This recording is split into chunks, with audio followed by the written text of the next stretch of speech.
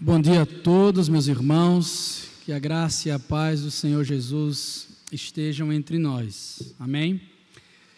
Nós hoje vamos dar continuidade, na verdade finalizando a série de mensagens que iniciamos há algum tempo, sob o título Vivendo no Ritmo da Graça, uma série para cristãos cansados e esgotados.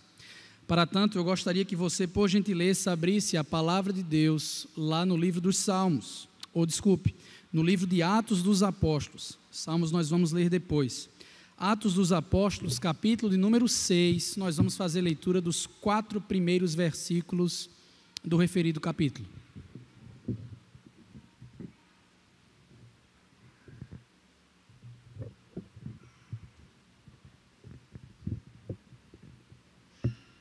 Atos 6, do verso 1 ao verso 4.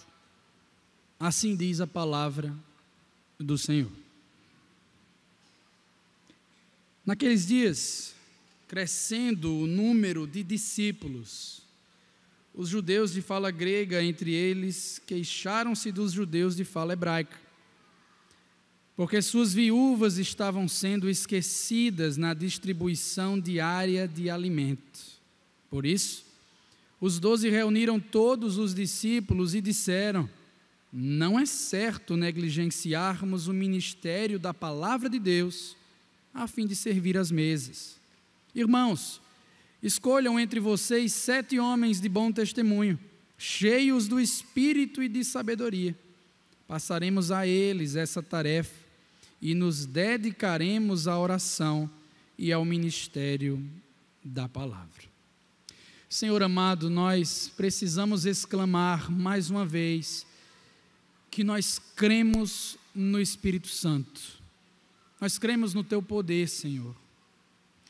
É por isso que nós nos colocamos diante de Ti mais uma vez, mediante a proclamação da Tua palavra, porque não confiamos na sabedoria dos homens, não confiamos nas capacidades dos oradores, nós cremos no Espírito Santo. Te pedimos, portanto, Senhor, esteja conosco, nos habilite a compreender bem os textos que serão ministrados. Auxilie-nos, ó Deus, em nome de Jesus, na aplicação dos princípios que serão destacados por Tua graça. Nós te rogamos pela unção dos céus, da facilitação da proclamação, do entendimento da mesma. Por favor, Senhor, nos dá a atenção necessária. Livra-nos, ó Deus, de qualquer desvio e que possamos, ao fim de tudo, compreender a boa, a perfeita e agradável vontade do Senhor. Essa é a nossa oração. Nós te oramos assim gratos e com expectativa no nome do Senhor Jesus Cristo. Amém. Meus amados irmãos, o poeta Ovídio, um poeta romano contemporâneo do tempo do Senhor Jesus Cristo, certa vez disse que os fins justificam os meios. Dentro do seu contexto, ele queria dizer que, na verdade, os governantes deviam estar acima da ética dominante, fazendo o que for necessário para manter o seu poder ou até aumentá-lo. Essa frase, nós sabemos, se difundiu pelos tempos, pelo mundo inteiro, encontrando aí a sua forma mais famosa, em conceito, através do livro O Príncipe, do filósofo Nicolau Maquiavel. A ideia de que se vale tudo para alcançar os objetivos propostos até hoje, venhamos e convenhamos, é relativamente aceita por parte da sociedade atual. Só que nós cristãos naturalmente rejeitamos isso integralmente. De forma alguma podemos dizer que os fins justificam os meios. Pelo contrário, na verdade, os meios usados determinam a natureza dos fins. Por exemplo, algo honroso, sublime, não pode ser alcançado, conquistado por meio da mácula. Isso é algo que, curiosamente, destaca até uma ilustração da nossa caminhada de fé. Todos nós, irmãos, cristãos, crentes no Senhor Jesus, temos propósitos, objetivos claros, definidos através do nosso manual de fé. E não poucas vezes andamos de forma desordenada atrás deles. Corremos para um lado e para o outro, fazemos 1001 coisas sem ordem alguma, a fim de que consigamos alcançar o que de fato é proposto como um objetivo. Acontece que a vida cristã autêntica, por outro lado, reforça a importância da organização.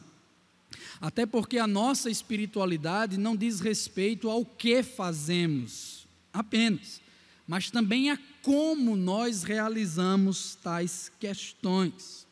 Fazendo uma rápida correspondência com a nossa série de mensagens, podemos asseverar que o nosso fim é viver no ritmo da graça dentro de uma cultura estressada. Mas para isso, para chegar lá, nesse objetivo, é fundamental conhecer os meios de Deus para tanto. Em Atos capítulo 6, eu li esse texto brevemente com os irmãos, nós encontramos uma figura, um retrato do que eu estou para falar diante de vocês. Os apóstolos estavam com uma demanda altíssima naquele momento da igreja primitiva. Estavam realizando muitas coisas de tal maneira que o ritmo de suas vidas estava esgotado. Eles estavam cheios de atividades, cheios de demandas e, portanto, acelerados. Nós estudamos o livro de Atos dos Apóstolos há algum tempo na igreja. Talvez nos lembremos, irmãos, que no princípio eram 120 irmãos compondo ali o corpo de Cristo. Até então, beleza, dava para administrar bem todas as atribuições devidas, as coisas funcionavam, mas de repente Deus começou a converter multidões de pecadores, 3.000, 5.000, e com isso as atividades foram se multiplicando, e os apóstolos não conseguiam mais fazer o que lhes era devido. Para você ter uma ideia, estavam encarregados, por exemplo, das reuniões no templo, dos cultos no pórtico de Salomão, nos encontros nos lares, das pregações, os cuidados pastorais, os milagres para com as pessoas com deficiência, a expulsão de espíritos malignos, a administração das ofertas levantadas, a distribuição de alimentos para os necessitados, e a lista continua. Era muita coisa para ser realizada para pouco tempo e para poucas pessoas em liderança. É óbvio, é natural que em algum momento a bomba estouraria, como de fato aconteceu aqui no capítulo de número 6. Nem tudo seria realizado com a mesma qualidade. Eles estavam esgotados, estavam cheios de atribuição e não conseguiriam entregar perfeitamente o que de fato era fundamental. Lemos, irmãos, que naqueles dias os judeus de fala grega queixaram-se dos judeus de fala hebraica. As suas viúvas, segundo o texto, foram esquecidas na distribuição dos alimentos. E aí suspeitaram até de algum preconceito, provavelmente. Por que nós fomos esquecidos e eles não? Ao perceberem isso, os apóstolos tomaram a frente e rapidamente tomaram medidas a fim de que o erro não perpetuasse em seu meio. O que foi que os apóstolos fizeram? Qual foi o segredo, irmãos, para cuidar desse povo todo e para que a igreja não se perdesse? Organização.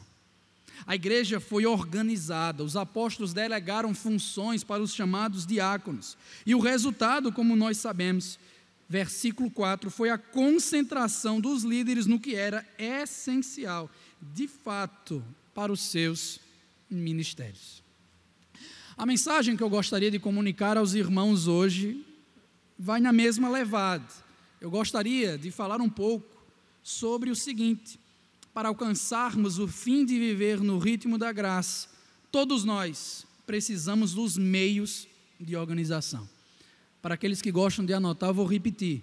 Para alcançarmos o fim de viver no ritmo da graça, nós precisamos, nós todos, dos meios de organização.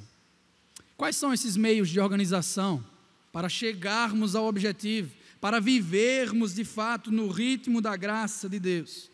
Em primeiro lugar, Efésios capítulo 5, versos 15 a 16, peço que você abra lá, reduzir, a organização do tempo. Você pode acompanhar todas as divisões a partir do boletim eletrônico, como foi informado. O primeiro deles se encontra aqui em Efésios, capítulo 5, versos 15 a 16, sob o título reduzir, a organização do tempo. Redigindo essa epístola, conhecida como aos Efésios, o apóstolo Paulo, em minha opinião, chegou ao auge da sua carreira como escritor, como teólogo, como até missionário. Ele escreveu, irmãos, sobre as coisas mais sublimes, mais profundas, mais importantes da nossa fé. Como disse alguém, Efésios, de fato, é uma porta para o céu, cheia de riquezas. Como de costume, o referido, o autor gasta a sua pena tanto com doutrina, capítulos 1 ao 3, quanto com ética, capítulos 4 ao 6. Desejoso de discorrer sobre esta, a segunda seção, eu creio que grande ajuda teremos a partir do texto de Efésios 5, versos 15 a 16, onde se lê: tenham cuidado com a maneira como vocês vivem, que não seja como insensatos, mas como sábios, aproveitando ao máximo cada oportunidade, porque os dias são maus. O nosso contexto aqui favorece uma ideia de contraste que o apóstolo Paulo está tratando. Ele menciona, pelo menos em ideia, dois grupos distintos: aqueles que estão em Cristo e aqueles que estão sem Cristo no mundo. Ora, aqueles que estão em Cristo devem ser diferentes em procedimento. Lembremos que estamos na parte ética daqueles que estão sem Cristo. Isso se vê, irmãos, de forma muito clara, quando Paulo os exorta a terem cuidado com a sua maneira de viver, de se portar, de caminhar no dia a dia. Mas do que Paulo está falando exatamente ao advertir os crentes a esse respeito? De três divergências apresentadas por três: não sejam assim, mas sejam assim. Não e mais. Olhe para o texto. Nós temos claramente a primeira ideia: não como insensatos, mas como sábios. Segunda, não como insensatos, mas compreendendo a vontade do Senhor. Por fim, terceiro, não se embriagando com vinho, mas sendo cheio do Espírito. Eu quero falar sobre o primeiro cuidado que nós precisamos ter, de acordo com esse texto, isto é, ser sábio quanto ao tempo. Veja, sabedoria não é sinônimo de conhecimento, não é a mesma ideia de ter algum conceito desenvolvido no seu intelecto. Nos termos bíblicos, especialmente a partir do Antigo Testamento, sabedoria, irmãos, diz respeito ao conhecimento que é aplicado na prática de vida em todos os dias. Naturalmente, os nossos dias são cercados pelo tempo. E aqui Paulo diz que nós devemos ser sábios quanto a ele. A questão é como? Como é que nós podemos ser sábios? Ter o conhecimento aplicado quanto ao tempo, aproveitando ao máximo cada oportunidade. Eu gosto daquela tradução antiga, remindo o tempo. O verbo literalmente ali na Almeida Revista e Atualizada significa comprar completamente ou arrematar tudo. De forma dinâmica, remir significa aproveitar bem. Nós compramos, nós adquirimos e, portanto, aproveitamos essa dádiva de Deus adequadamente, ao máximo, como diz o apóstolo Paulo. É mister que o cristão entenda isso e administre o tempo de acordo com a vontade de Deus. Caso contrário, que ele não se esqueça, os dias são maus. Essa é uma descrição do mal que está presente no nosso meio. Ou seja, se nós não tomarmos cuidado com o tempo, se não administrarmos corretamente, aproveitando ao máximo cada oportunidade, irmãos, nós seremos empurrados, influenciados, prejudicados pela tríade maligna de Efésios 2, o mundo, a carne e o diabo. Portanto, aproveitemos ao máximo cada oportunidade. O Dr. Martin Lloyd Jones diz que o cristão vê a sua vida aqui neste mundo como sendo uma grande oportunidade. E eu concordo com ele. Mas oportunidade de quê? De usar o tempo para mostrar a glória de Deus. Talvez depois disso que eu acabei de falar, você se sinta um pouquinho constrangido. Não estou aproveitando o tempo ao máximo. Não estou fazendo uso dele como de fato é necessário. E então, após eu falar que é necessário você aproveitar esse tempo, você agora sente um peso de mais 30 toneladas nos ombros, como se não fosse suficiente as 30 que você já tinha. Eu tenho que fazer mais. Eu preciso me envolver com mais coisas. Eu tenho que aproveitar melhor o tempo. Calma aí, irmão. Nós não podemos aproveitar ao máximo o tempo que nós temos, sem entender primeiro o que é aproveitar ao máximo cada oportunidade. Paulo não está falando de evangelismo, irmãos. Ele não está falando de produção no trabalho. Paulo não está nem mesmo falando sobre serviço na igreja local. É óbvio que envolve todas essas coisas. Mas nós estamos numa parte das Escrituras onde a santificação está sendo trabalhada de forma geral. É sobre tudo que nós devemos aproveitar bem o nosso tempo. Não significa dizer sim o tempo todo para todas as coisas. Isso me lembra daquele filme da década de 90, Sim, Senhor, protagonizado pelo Jim Carrey. Você se lembra desse filme? Quantas vezes já passou ali na sessão da tarde? O enredo diz respeito a um homem que estava esgotado, assim como muitos de nós, de acordo com as suas tarefas, e então decidiu ir para um culto de autoajuda, onde esse mesmo texto que eu estou falando foi pregado. Ao chegar lá cansado, sobrecarregado, querendo viver no ritmo da graça, ele escutou do falso profeta que era necessário dizer sim para todas as coisas. Se ele dissesse sim para tudo, a sua vida ia melhorar. Ele iria então ter sucesso e então alcançar o fim de viver no ritmo da graça. As coisas às vezes parecem enganar. No começo tudo deu certo, ele estava tendo promoções no emprego, conseguiu uma nova namorada, a sua autoestima se levantou, estava alegre todos os dias, se acordava feliz, disposto a fazer o que lhe era devido. Só que de repente, irmãos, com as coisas se acumulando, o esgotamento voltou. Ele passou a ficar extenuado, sofrendo cada vez mais nas recusas às coisas, ou melhor, na recusa a dizer não para as coisas. E ao fim de tudo, chegando no encerramento do filme, ele aprendeu com feridas que aproveitar ao máximo cada oportunidade também diz respeito a dizer não. Também significa reduzir o que já é feito, que está trazendo esgotamento. Como isso se aplica às nossas vidas?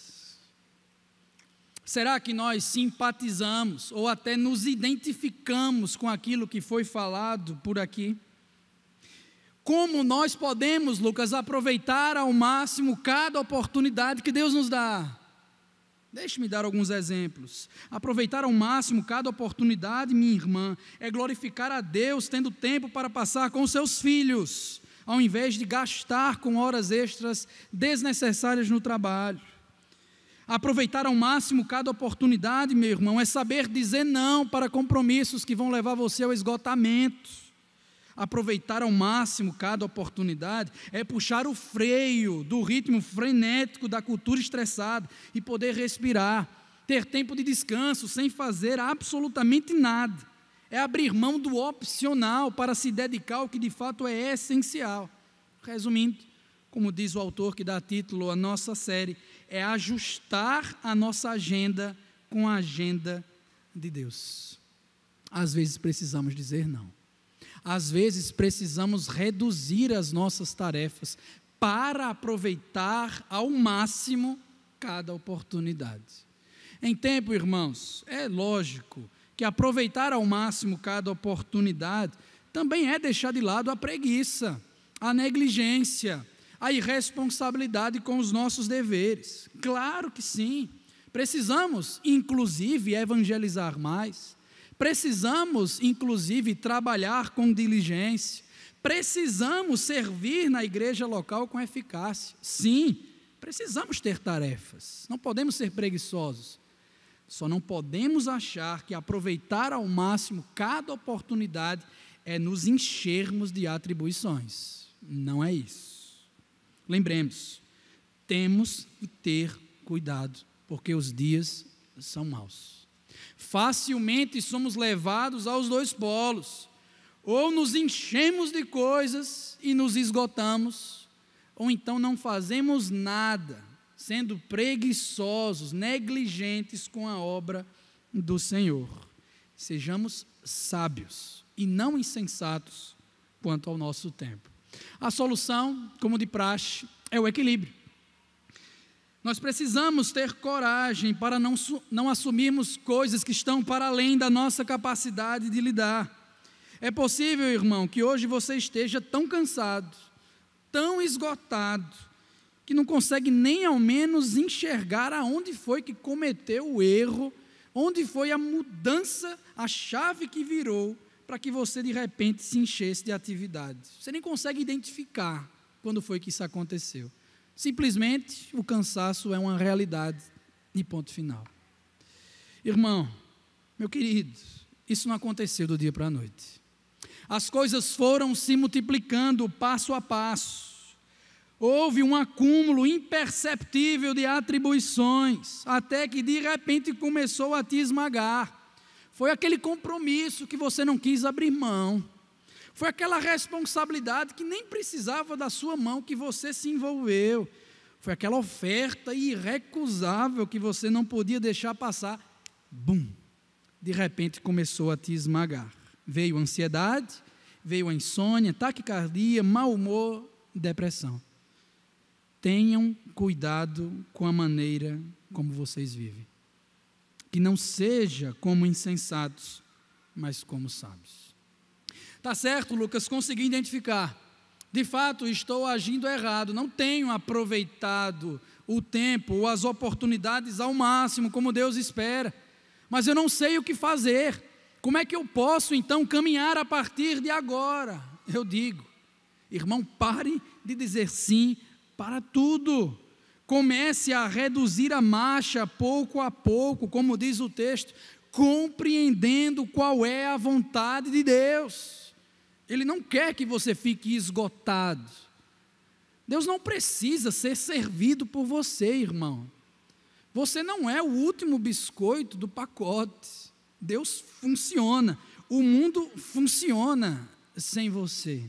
Você precisa compreender a vontade, entendendo o seu lugar e servindo ao Senhor com equilíbrio. Quer ver essa vontade em ação? Quer entender a perfeição em como aproveitar ao máximo cada oportunidade? Olhe para Jesus de Nazaré. Ele sim aproveitou ao máximo cada oportunidade.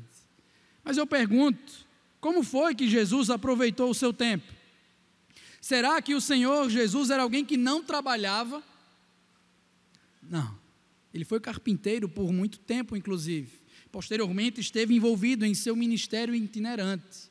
Por outro lado, Jesus nunca foi um idólatra do trabalho. Do mesmo modo, faço a pergunta, será que Jesus nos evangelhos é retratado como uma pessoa pecaminosamente esgotada pelos seus afazeres? Não. Mas ele também era diligente em tudo que fazia. Jesus aproveitava ao máximo cada oportunidades. Ele fazia isso, irmão, tanto no momento de pregação, onde se entregava totalmente ao seu ministério, quanto no momento de dormir. Jesus descansava, irmãos. Jesus tinha sono também. E a partir disso nos mostra o equilíbrio de uma vida planejada, de uma vida com propósito e de uma vida característica que glorifica o nome de Deus, trabalhando e descansando, sendo diligente no trabalho e diligente também no seu descanso, aproveitando ao máximo cada oportunidade, aprendendo a Ele, aprendendo dele, com seu exemplo, quem sabe, nós podemos fazer coro, enfim, para o ano de 2022, com a 70ª resolução de Jonathan Edwards, resolvido, nunca perder um só momento de tempo, mas sim tirar proveito dele da maneira mais proveitosa que eu puder. Portanto, nós aprendemos aqui, irmãos, que um meio para se alcançar o fim de viver no ritmo da graça é, de fato, reduzir, saber dizer não, em tese, organizar melhor o nosso tempo. Mas não paramos por aí. Prosseguindo, Provérbios capítulo 3, versos 7 e 8, você pode abrir nesse texto. Nós precisamos falar sobre reabastecer. 2 pontos, a organização da energia.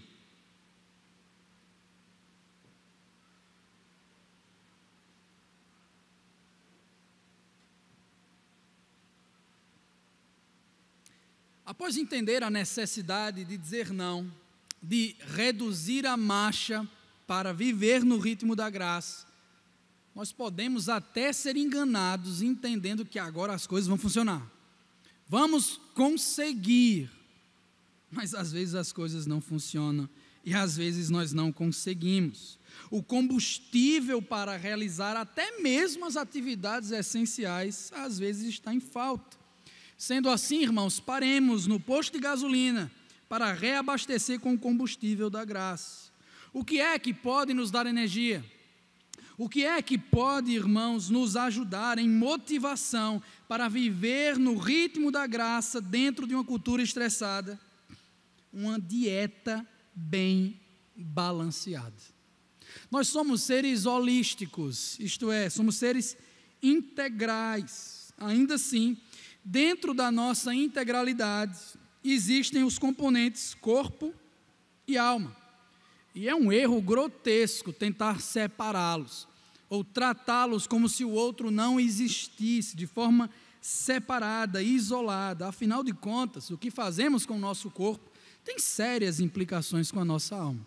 O que fazemos com a nossa alma tem sérias implicações com o nosso corpo. Existe até uma ciência que estuda sobre isso, chamado de psicossomática. Psique de alma e soma de corpo. É algo sério, científico inclusive. Mas o que é que a Escritura tem a nos ensinar sobre o assunto? Vejamos aí o texto de Provérbios, capítulo 3, versos 7 e 8. A palavra nos ensina: não seja sábio aos seus próprios olhos. Olha a sabedoria de novo aí. Não seja sábio aos seus próprios olhos. Tema ao Senhor e evite o mal. Isso, o temor a Deus, lhe dará saúde ao corpo e vigor aos ossos. Eis um texto interessante, irmãos. Aqui nós estamos lidando com uma conversa bem pessoal, como se fosse de um pai para um filho. Conselhos importantes para a vida concernentes à comunicação da sabedoria. Meu filho, seja sábio. Você precisa temer a Deus, que é o princípio da sabedoria. Esse temor a Deus, inclusive, traz implicações ao seu físico, ao modo como você vive todos os dias da sua própria vida, comendo, bebendo ou fazendo qualquer outra coisa. No texto, claramente é um ensino que o temor a Deus promove saúde física. Mas como é que isso funciona? É algo automático, Lucas? Eu temo a Deus e automaticamente já estou saudável? Não, não é assim, meus irmãos. Lembremos, temor a Deus, princípio da sabedoria. A sabedoria é o conhecimento que nós temos aplicado, é algo que se materializa na prática. O que eu creio sobre Deus, sobre mim mesmo, ser humano, e sobre toda a criação de Deus, produz a forma como eu vivo em todas as áreas, inclusive em relação ao meu corpo.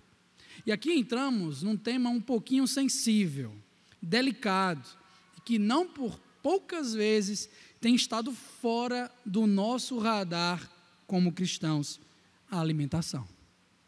Desde o princípio dos tempos, nós podemos observar como Deus se preocupa com essa área da vida, irmãos.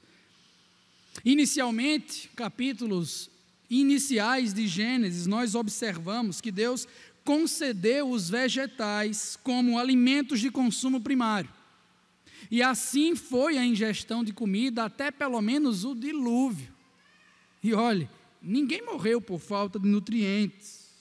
Só que depois as coisas começaram a mudar. Posteriormente, como sabemos, todos os animais que se moviam foram concedidos ao homem. E a partir de então, Gênesis capítulo 9, até mesmo os animais passaram a perder a harmonia conosco. Tiveram medo do contato com o ser humano.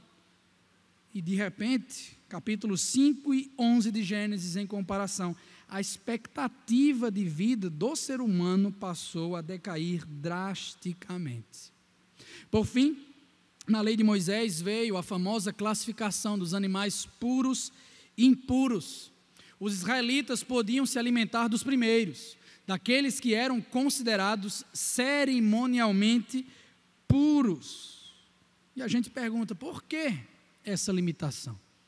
Porque Deus proibiu os israelitas de comerem alimentos considerados cerimonialmente impuros. Por que essa limitação? Por que essa proibição? Uma pesquisa recente da Universidade Johns Hopkins, nos Estados Unidos, chegou à conclusão de que, sem exceção, todos os animais puros estudados foram classificados como não tóxicos, ao passo que todos os animais impuros, sem exceção, foram classificados como tóxicos. Naturalmente, meus amados irmãos, o propósito principal, Levítico capítulo 11, das regulações de puro e impuro, era a santidade, era mostrar que o povo de Deus era distinto dos pagãos, até mesmo na alimentação. Mas não dá para deixar batido, para passar a informação do zelo de Deus para com a alimentação do seu povo. Não é à toa, irmãos, que mais à frente as coisas vão mudar. Marcos capítulo 7, Atos capítulo 10, todas as comidas são declaradas puras espiritualmente. Nós sabemos disso, não temos problema em comer carne de porco e coisas afins.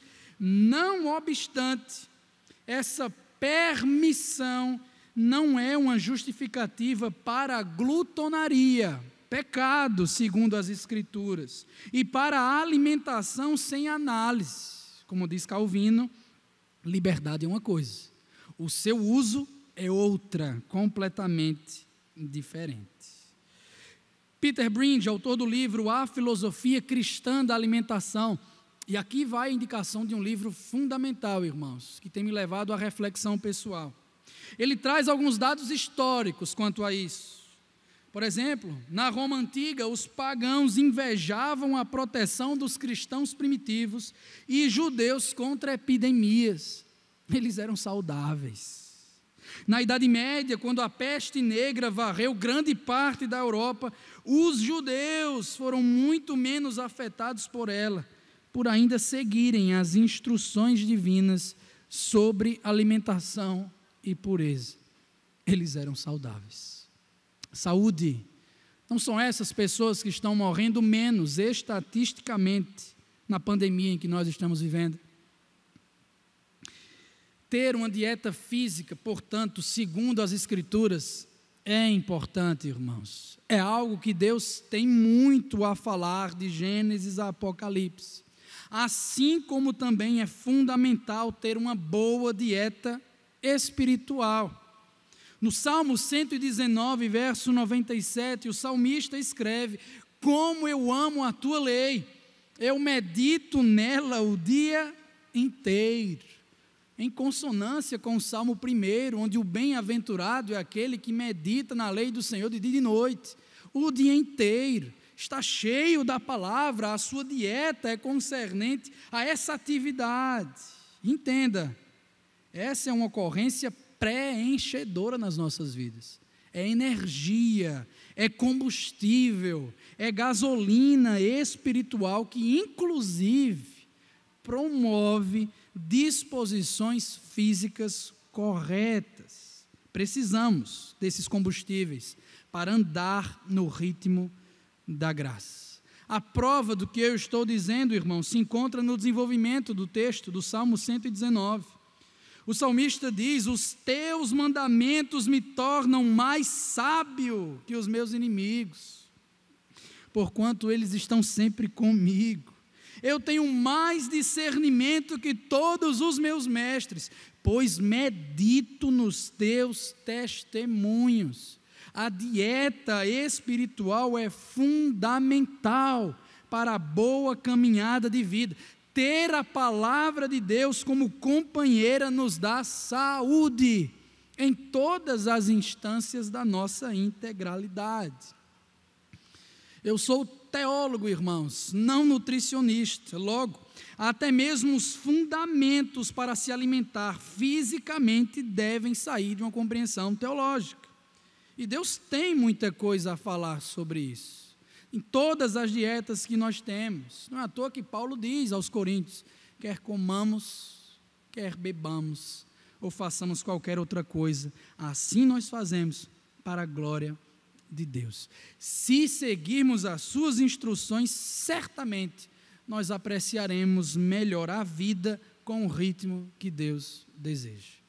Aproveitar ao máximo cada oportunidade é importante, mas nós nunca vamos conseguir fazer isso sem o combustível prévio que precisa estar no tanque. Queridos irmãos, nós precisamos considerar seriamente isso que tem sido falado. Pois caso não tenha ficado claro, deixe-me cravar: se alimentar de maneira adequada, física e espiritualmente, é matéria de temer a Deus. Eu falo isso com muito cuidado, com reverência, e advogando aqui a autoridade das Escrituras, pois eu sei que esse é um tema sensível. Eu mesmo tenho sérios problemas com isso, que preciso de conserto, à semelhança de todos, ou quase todos os irmãos. Por isso, precisamos ter humildade, reconhecer que, de fato, talvez não tenhamos comido como Deus se agrada. Talvez não tenhamos tido uma dieta bem balanceada, física e espiritualmente. Precisamos, irmãos, nos lembrar dos recursos e da liberalidade das bênçãos de Deus através da criação. Ele nos colocou tantas coisas à disposição para a nossa saúde. E como nós temos desprezado isso. Nós louvamos a Deus por ser o nosso Criador. Ele de fato cria o ser humano, cria o nosso corpo, cria a nossa alma, cria os alimentos. Mas também o louvamos, irmãos, porque Deus é criativo. São diferentes texturas, diferentes sabores, diferentes nutrientes. Tudo, irmãos, sendo usado para o nosso bem. Tudo dado de repente, através da criação, por sua graça. São tais recursos que devem nos ajudar a levantar de manhã, a abastecer o nosso tanque para servir melhor ao Senhor. A comida boa nos desperta a mente para uma melhor espiritualidade. Isso é científico. Então paremos de desperdiçar isso. O mesmo pode ser dito da dieta espiritual. A comida boa, palavra de Deus, desperta o nosso corpo para melhor servirmos ao Senhor. O tempo diário gasto com a Sagrada Escritura nos levanta das quedas, nos ajuda a reconhecer os nossos devaneios e nos dirige a sair da zona de conforto dos pecados para a realização das tarefas essenciais Você percebe como o corpo e alma estão conectados. Como crentes, nós somos chamados a zelar por toda a nossa vida, comendo, bebendo ou fazendo qualquer outra coisa. Nós cantamos aqui que pertencemos a Deus, que somos completamente dele. Somos mesmo? É bem verdade que o reino de Deus não é comida nem bebida, mas justiça, paz, alegria no Espírito Santo, Romanos 14. No entanto, não ter Jesus como Senhor de alguma área da vida, seja ela qual for, como a alimentação, significa que ainda sofremos da síndrome da fé departamentalizada. Em outras palavras, Cristo é Senhor daquilo que eu permito que Ele seja. Em algumas áreas da minha vida, que Ele passe longe. Portanto, irmãos, atenção. Sinais de advertência, lembram deles? Também aparecem nessas áreas. Diabetes, gastrite, obesidade, hipertensão, colesterol alto. Essas coisas não são brincadeira não, meus irmãos. São provas, muitas vezes, não todas, mas muitas vezes dos nossos comportamentos pecaminosos quanto às dietas que a Escritura nos ensina. Do mesmo modo, a mesma verdade se aplica à realidade espiritual, à mentira, à cobiça, à insubmissão. Nada disso é brincadeira. A desintoxicação precisa ocorrer para já. Nós precisamos, à semelhança dos israelitas do Pentateuco, também sermos conhecidos como povo santo em todas as áreas, inclusive na própria alimentação. Por isso, reconhecendo as suas faltas, entendendo os nossos pecados, nós podemos ir sem medo para a oficina de reparos do Evangelho. Chegando lá, irmãos, ao confessarmos os nossos pecados, procuremos o médico, ou melhor, o mecânico da graça, sabendo que ele não vai nos jogar fora, ele não vai nos dizer que não temos mais jeito. Se confessarmos os nossos pecados, sejam eles quais forem, Ele é fiel e justo para perdoar os nossos pecados e nos purificar de toda injustiça. Ele quem? Jesus. Aquele que é a semente prometida que venceria o poder do pecado. Jesus, o maná de Deus que alimenta eternamente pecadores como eu e você. Jesus, o pão que desce do céu e nutre o faminto. Jesus, a palavra encarnada de Deus, mais doce que o mel. O vinho, como cantado em canção, esmagado e servido para a salvação da igreja. O Cordeiro de Deus, imolado em nosso lugar, que tira o pecado do mundo. Ele é o designer, Ele é o combustível, Ele é o motor, Ele é a direção do nosso carro. Portanto, que possamos nos aproximar dEle sem temor. Ele há de nos tratar, irmãos, por sua graça, entendendo, sim, que somos limitados e que estamos em processo de santificação para nos parecermos com Ele também em relação à nossa dieta. Tendo dito essas questões, nós podemos passar para o terceiro e último ponto, que diz respeito aos relacionamentos. 2 pontos, a organização das companhias. Eu chamo a sua atenção para o texto de Gênesis, capítulo 2, versículo 18.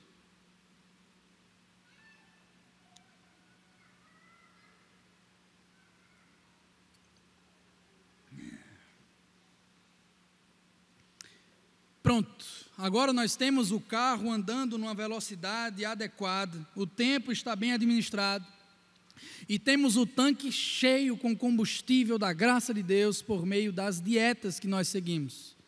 Vamos conseguir? Será?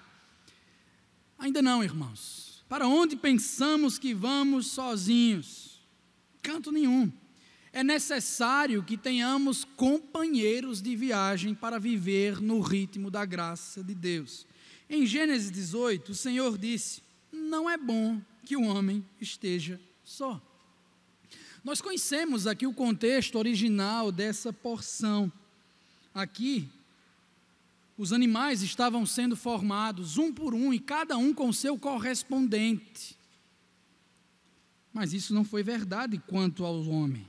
Ele estava só. E Deus disse: não é bom que o homem esteja só. O foco da resposta de Deus em não é bom está na sua provisão de Eva, a mulher, sendo provida como uma companheira idônea de Adão. A partir dela, o não é bom, aqui de Gênesis 2:18, se transforma em viu Deus que tudo ficou muito bom, de Gênesis capítulo 1, verso 31. Lembremos que Gênesis 1 e 2 não são cronológicos. O não é bom se tornou viu Deus que tudo ficou muito bom.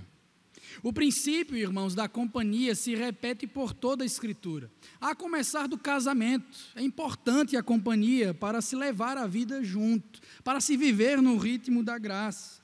Mas isso alcança outras áreas da vida também. Por exemplo, no tocante à importância dos amigos, Eclesiastes 4, melhor é 2 do que 1. O fato é que o ser humano, formado à imagem de Deus, espelha o seu Criador, o qual, sem dúvida alguma, apoia a vida comunitária.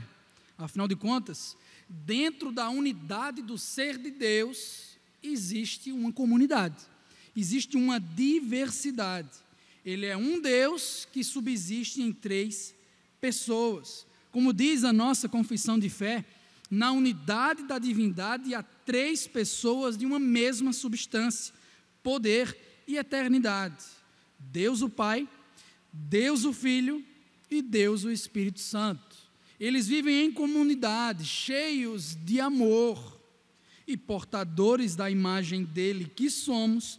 Nós, portanto, o refletimos quando não andamos sozinhos, quando temos companhias para viver no ritmo da graça. Se parecer com Deus, irmãos, também diz respeito a se relacionar em intimidade com algumas pessoas. Primeiro, em escala de prioridade, nós podemos falar do relacionamento com o nosso próprio Deus. Se Ele não estiver no nosso carro, pode esquecer. Nós não vamos alcançar o fim de viver no ritmo da graça. Jesus mesmo diz em João capítulo 15, sem mim nada podeis fazer. Posteriormente entra o cônjuge, como a própria Bíblia Sagrada nos instrui, meus amados. Eles são uma só carne diante de Deus. Portanto, é impossível viver no ritmo da graça se um dos dois não compra a ideia. Sempre vai haver conflito de atividades, de propósitos, de objetivos. Não é à toa que o casamento de julgo desigual é totalmente desencorajado nas Sagradas Escrituras. Depois, irmãos, nós podemos falar dos filhos. Eles vêm. A herança do Senhor, Salmo 127, versículo de número 3. Aqueles que estarão atentos às nossas palavras, às nossas ações, a como vivemos, em qual ritmo estamos existindo na nossa vida, para que possam então reproduzir no futuro. Ainda em tempo, os presbíteros, os pastores, talvez tenha lugar para eles também nos carros. Eles precisam supervisionar de forma espiritual, pastorear as pessoas para que possamos de fato andar no ritmo da graça, de tal modo que Deus seja glorificado nesse cuidado, com instrução, com correção, com motivação, como o próprio apóstolo Pedro ensina, capítulo 5 da sua primeira carta, versículos 1 ao 3, exemplo e orientação. Por fim, os amigos, aqueles sim mais chegados que irmãos, Provérbios 18, 24, aqueles que têm coragem de falar o que é devido no tempo certo, com clara intenção de serem bênçãos em nossas vidas. O fato é que todos esses relacionamentos são muito importantes. Em termos de ordem correta, precisamos respeitar as ordens para que não andemos de forma desordenada. Não dá para viver no ritmo da graça sozinho. Que tal nós meditarmos um pouco nisso antes de encerrarmos o nosso sermão? Não é bom que o homem esteja só. O teólogo David Murray comenta: se um homem perfeito, em um mundo perfeito, tendo um relacionamento perfeito com Deus, precisava ouvir isso, quanto mais os homens pecadores, em um mundo pecaminoso, longe de serem isentos de pecado nos seus relacionamentos com Deus. Nós precisamos ouvir isso. A nossa cultura atualmente está certamente em guerra com esse princípio da vida a sós, individualista. Nós temos pregado, irmãos, por meio da televisão, das artes e de qualquer outra reprodução artística, que somos suficientes, que não precisamos de ninguém, que somos independentes. Tudo o que precisamos está aqui, dentro de nós. É o que mais ouvimos nas ciências humanas, é o que mais escutamos nas músicas, nas mídias e, pasmem, até mesmo em algumas igrejas. Você é suficiente, você é bom, você consegue. Só precisamos de nós mesmos para encontrar o propósito da vida e a verdadeira felicidade. Maldito seja esse tipo de pensamento. Não há nada mais contrário às Escrituras Sagradas e até à nossa própria natureza. A semelhança de Deus somos criados, lembre-se, do que isso. É por essa razão, irmãos, que o que mais se insiste em pregar nessa igreja é que nós precisamos de ajuda, que não conseguimos sozinhos, que não vamos a lugar algum a sós. Nós temos um problema gigantesco e não conseguimos solucioná-lo sozinho. Ponto final. É necessário, então, romper com a cultura, com as falsas ciências, com as igrejas de falsos profetas, tirar o orgulho do coração e admitir: não somos suficientes coisa alguma, não vamos a lugar algum a sós. Podemos até achar que vamos conseguir aproveitar melhor o nosso tempo, podemos até imaginar que temos condições de fazer uma dieta bem regrada, mas sozinhos nós não vamos a lugar algum. Portanto, hoje nós precisamos nos arrepender dessa disposição egoísta, centrada em si mesmo, limitada unicamente à nossa própria existência, e confessar mais uma vez o Senhor Jesus como nosso Salvador, desfrutando da companhia dEle, que é Deus Emanuel, Deus conosco, que se relaciona, que está perto de nós. Tendo isso como certo em nossa vida, como prioridade de relacionamento, o Senhor, podemos passar para as próximas questões. Meu irmão, pense em se casar com uma candidata, e minha irmã, pense em casar-se com um candidato para experimentar o muito bom de Deus para a sua vida. Não é bom que estejamos sozinhos, esse é o padrão normativo de Deus, com algumas exceções. É bom viver em comunidade, é bom ter filhos, é bom carregar a responsabilidade sadia, irmãos, de ser exemplo para eles. Também é importante ser ensinável, transparente, honesto, submisso com os pastores e presbíteros, para se certificar do cuidado de Deus, do zelo do Senhor com o nosso acompanhamento diário. Por fim, não se esqueça dos seus amigos, desenvolva relacionamentos, frequente, se envolva nos pequenos grupos, se abra, irmãos, vivam a vida em comunidade para ajudar e para ser ajudados, porque como disse alguém, amigo, é aquele de quem podemos pensar em voz alta. Os fins não determinam os meios. Nós encerramos o nosso sermão por aqui. De fato, são os meios que determinam a natureza dos fins. Quando o carro está na velocidade certa, quando o combustível está presente, o tanque está cheio, e quando temos os passageiros certos, na ordem certa, dentro do nosso carro, agora sim, irmãos, podemos ter certeza, pela graça de Deus, nós vamos chegar lá. Nós vamos conseguir viver no ritmo da graça de acordo com essas instruções. Toda essa série foi bem desafiadora, humilhante, constrangedora, porque ela toca mesmo na ferida, em coisas sensíveis que nós não queremos render ao Senhor Jesus. Primeiro sermão, por exemplo, que preguei, um irmão me abordou após o culto perguntando: por que você está expondo a minha vida desse jeito de púlpito? Eu disse: irmão, não é somente você. Todos nós precisamos ouvir sobre isso.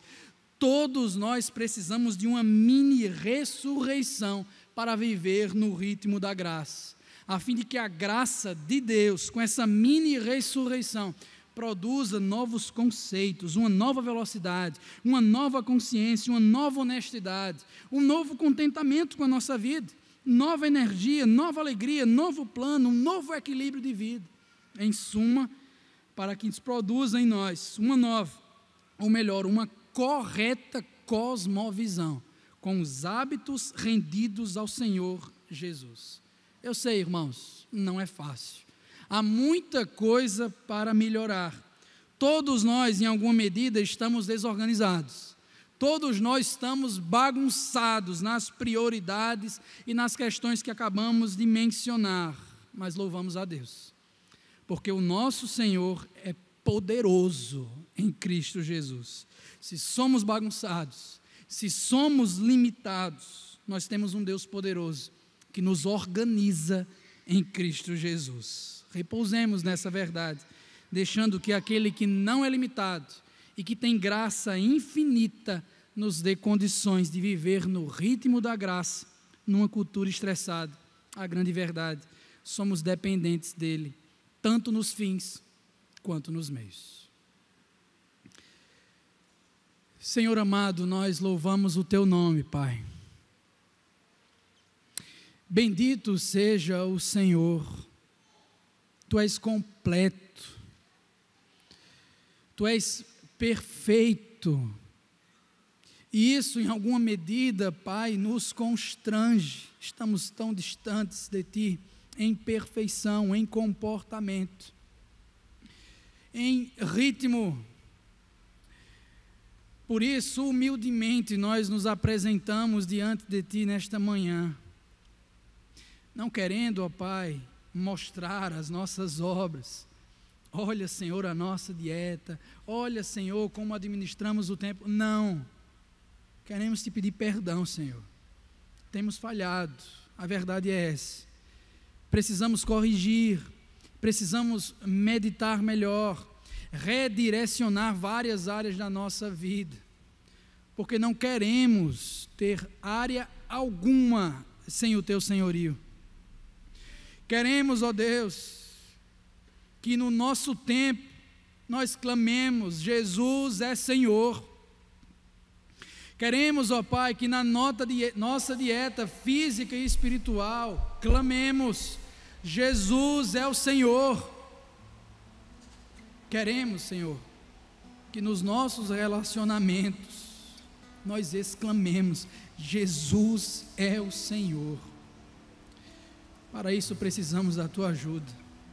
Ajuda-nos, ó Deus, na dura santificação das nossas vidas, por meio das feridas, das dificuldades, dos sinais de advertências que já temos. Não nos deixa desistir, nos motiva pela Tua graça, nos lembra do Teu Evangelho que não nos joga fora, mas nos conforma em santificação à Tua imagem. Por favor, Deus, tem misericórdia de nós. Nos lembra que apesar dos nossos pecados, apesar das nossas falhas e dos nossos inúmeros sinais de advertência, nós temos o Teu perdão gratuito em Cristo Jesus, porque Ele fez o que nós não conseguimos. Ele realizou o que é impossível para nós, e nessa verdade nós descansamos hoje e para todo sempre, sabendo que a partir dela iremos buscar uma vida de santidade. Em nome de Jesus te oramos. Amém.